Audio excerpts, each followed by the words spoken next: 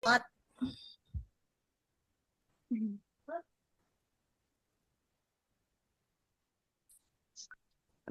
semuanya, Assalamualaikum warahmatullahi wabarakatuh. Izin Ibu, kami ingin mempresentasikan hasil kerja kelompok kami dengan judul B3, yakni bahan berbahaya dan beracun. Sebelumnya, perkenalkan dahulu, saya Zikro Mulia Sapitri yang akan bertindak sebagai moderator.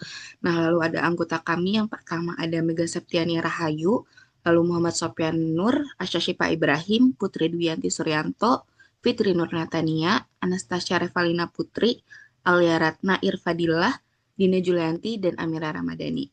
Tanpa berlama-lama, langsung saja kita masuk materi. Selanjutnya akan dilanjutkan oleh Kak Fitri. Baik, terima kasih kepada moderator. Sebelum kita mengenal lebih jauh mengenai bahan berbahaya dan beracun B3, penting bagi kita untuk memahami apa yang dimaksud dengan B3 serta dampaknya. B3 adalah bahan yang bersifat berbahaya dan atau beracun bagi manusia,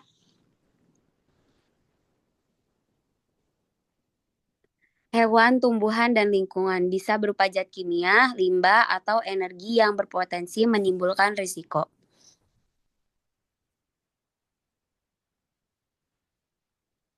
Baik, selanjutnya di sini ada contoh bahan B3. Yang pertama ada asam kuat seperti asam sulfat dan asam klorida, lalu ada basa kuat seperti natrium hidroksida dan kalium hidroksida, lalu ada logam berat seperti merkuri dan timbal, lalu ada pelarut organik seperti etanol dan toluena, lalu ada pestisida dan herbisida, lalu ada limbah medis seperti jarum suntik, darah, lalu ada baterai bekas dan oli bekas. Selanjutnya, untuk penyimpanan B3. Disimpan dalam wadah tertutup dan berlebar jelas, dipisahkan berdasarkan jenis dan reaktivitasnya, diletakkan di tempat berventilasi dan aman dari panas atau api.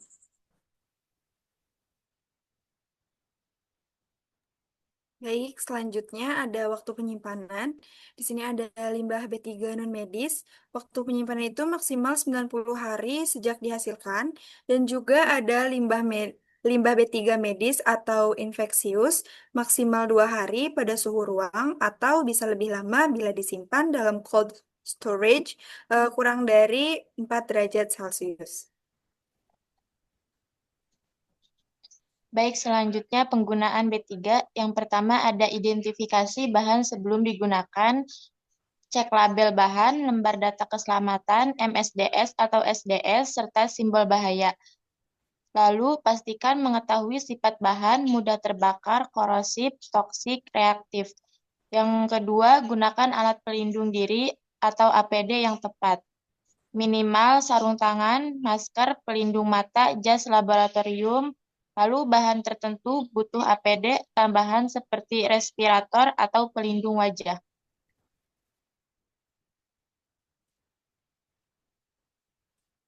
Selanjutnya yang ketiga yaitu ikuti standar operasional prosedur atau SOP.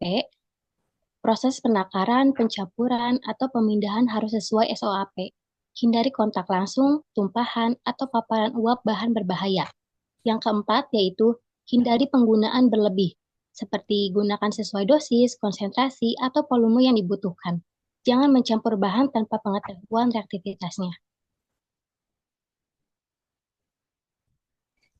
Kemudian kelima, sediakan alat darurat di area kerja, seperti wastafel cuci mata, shower darurat, alat pemadam api, tumpahan kit. Selanjutnya, pastikan semua pengguna memahami prosedur darurat. Keenam, pelatihan rutin bagi pengguna B3, pelatihan keselamatan kimia, penggunaan APD, penanganan insiden. Kemudian, audit internal untuk memastikan kepatuhan SOP. Kemudian tidak boleh dibuang sembarangan, harus dikelola oleh pihak berizin. Limbah B3 menggunakan metode seperti insinerasi, penetralan, atau landfill khusus.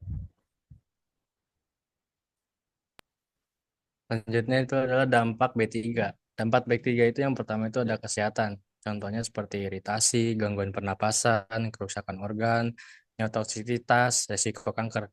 Yang kedua itu lingkungan. Contohnya itu seperti pencemaran udara, air, tanah, bioakumulasi, logam berat. Yang terakhir yaitu adalah ekonomi. Biaya besar untuk meremediasi dan perawatan kesehatan. Baik, selanjutnya di sini ada simbol dan label bahaya B3. Penggunaan simbol dan label pada kemasan B3 merupakan salah satu aspek penting dalam upaya pencegahan kecelakaan kerja serta pelindungan terhadap kesehatan manusia dan lingkungan. Simbol ini berfungsi sebagai penanda visual yang memberikan informasi terkait potensi bahaya suatu bahan.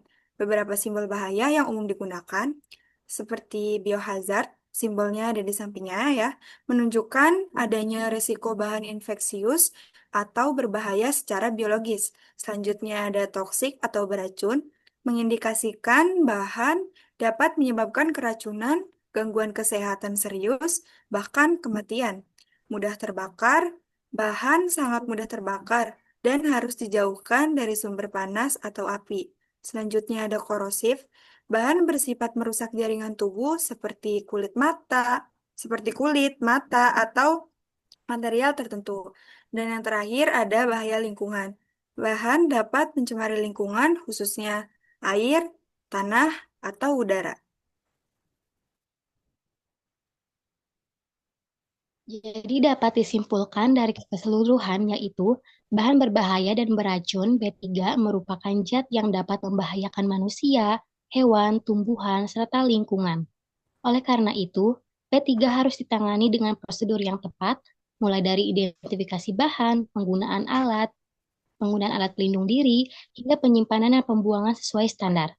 Pengelolaan B3 yang aman meliputi pemisahan bahan berdasarkan sifatnya, penggunaan sesuai SOP, serta pelatihan rutin untuk pengguna. Jika tidak ditangani dengan benar, B3 dapat menimbulkan dampak serius bagi kesehatan dan lingkungan, seperti pencemaran serta gangguan organ tubuh dan sistem pernapasan. Baik, berikut merupakan referensi dari materi yang kami jabarkan. Yang pertama ada Hasanuddin, Rahmatiar, dan Sanjaya tahun 2024, efektivitas regulasi pengelolaan limbah B3 berdasarkan Perda Kabupaten Karawang nomor 2 tahun 2022, Pamulang Law Review, volume 7 nomor 2 di halaman 248 hingga 258.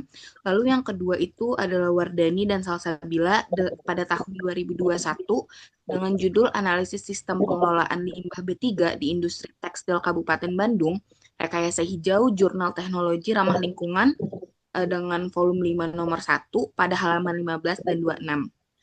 Berikut sekiranya presentasi dari kami, kurang lebihnya mohon maaf. Dengan ini saya tutup. Wassalamualaikum warahmatullahi wabarakatuh.